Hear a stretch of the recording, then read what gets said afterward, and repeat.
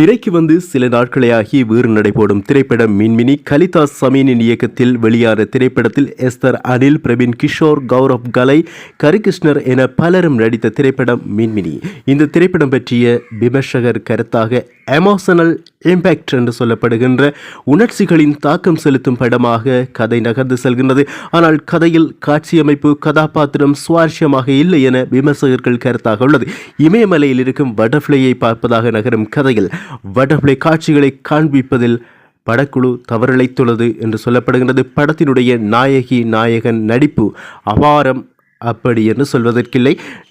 நாயகனும் நாயகியும் இந்த கதையில் நகர்ந்து போயிருக்கிறாங்க அப்படி என்றே கூறலாம். ஆனால் குடும்பத்துடன் பார்க்கக்கூடிய ஒரு திரைப்படம் என்றே கூறலாம். ஏஆர் ரஹ்மானின் மகள் கதீஜா ரஹ்மானின் இசை ஓகே என்று சொல்லலாம். இந்த படத்தில் பேக்ரவுண்ட் மியூசிக் சூப்பர் என்று சொல்லப்படுகின்றது. அதே போல கதீஜா ரஹ்மானுக்கு இதுதான் முதல் திரைப்படம். இந்த திரைப்படத்தினுடைய இசை ஓகே அப்படி என்று விமர்சகர்கள் சொல்லியிருக்கிறாங்க. புலிக்கு பிறந்தது பூனையாகுமா என்பதை நிரூபித்திருக்கின்றார் கதீஜா. திரைக்கதை பற்றி ஒரு சுருக்கமாக பார்த்தால், ஊட்டியில் ஒரு கவர்மெண்ட் பள்ளியில் கால்பந்து சாம்பியனாகவும் கொண்டாடப்படுவனாகவும் திகழ்கிறான் பாரி. அதே பள்ளியில் படிக்கும் சபரி ஓவியம், செஸ் போன்ற கலைத்திறன்களில் சிறந்து விளங்குகிறான். சபரியை வம்புக்கிழுத்து வெறுப்பேற்றுகின்றான் பாரி. ஒரு கட்டத்தில் இருவருக்கும் நட்பு உருவாகின்றது. அதை வெளிப்படுத்தும் முன் விபத்தில் மூளைச்சாவு அடைகிறான் பாரி.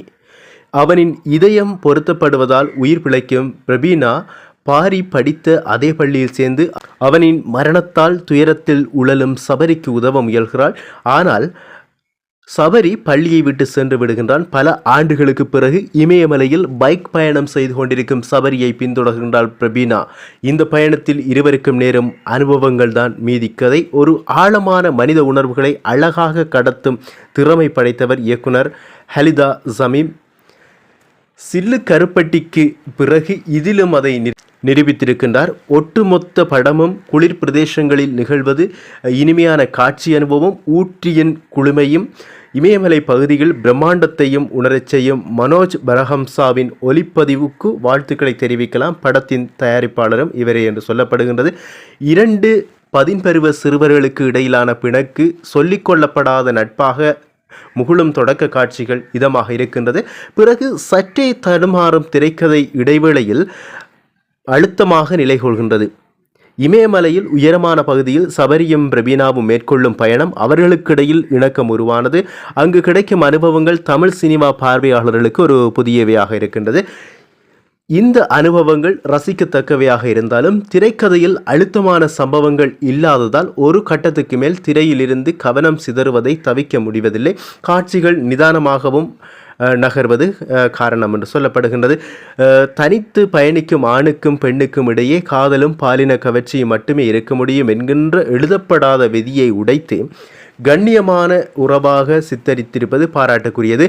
பெண்ணின் பார்வையிலிருந்து சொல்லப்படும் 2ஆம் பாதியில் பெண்களின் அக உணர்வுகளை அழகாக கொண்டு வந்திருக்கின்றார் கலிதா.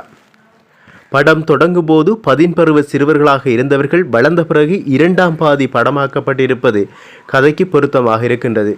முதல் அரை மணி நேரம் மட்டுமே வந்தாலும் அழுத்தமாக மனதில் பதிகிறார் கௌரவ் காலை. பிரவீன் கிஷோர், எஸ்தர் அனில் இருவரும் உணர்வுகளை இயல்பாக வெளிப்படுத்தி இருக்கின்றார்கள். துணை நடிகர்கள் குறையற்ற பங்களிப்பை செய்திருக்கின்றார்கள். கதீஜா ரஹ்மானுடைய பாடல்களும் பின்னணி இசையும் இசைப்புயல் வீட்டிலிருந்து இன்னொரு புயலின் வருகையை அறிவிக்கும் வகையிலே அது அமைந்திருக்கின்றது. வன்முறை, வெட்டுக்குத்து என்று பயணிக்கும் தமிழ் சினிமாவில் மனித உணர்வுகளை, வாழ்வின் மகத்துவத்தையும் அழுத்தமாக பேசுகின்ற மின்மினியை குறைகள் மறந்து வரவேற்கலாம் என்று சொல்லப்படுகின்றது.